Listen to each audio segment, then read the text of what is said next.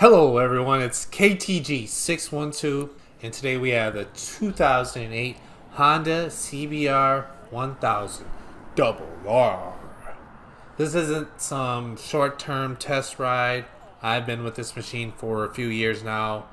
Put in about 5,000 miles on her. The CBR1000RR is a monster. The power delivery is insane, with about 175 horsepower, and it's getting about 155 to the wheels, and that's no joke. But it's not about the brute force. This bike also handles like a dream. It's flickable, it's precise, and it begs you to push her. One of the things that surprised me most is how comfortable this bike is for the long rides. The ergonomics are surprisingly good, and the wind protection is decent for a super sport. Sure, it's not a touring machine, but you won't be begging for mercy after a few hundred miles. As a daily rider, the CBR holds its own. It's maneuverable enough for traffic, and it delivers that addictive rush when you get the chance to open it up. But remember guys, this is a super bike. Respect the power.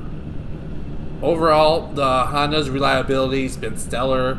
Regular maintenance is key, but the bike is built to last. Sure, there have been few minor issues reported by other riders over the years, like oil burning, but I haven't experienced that.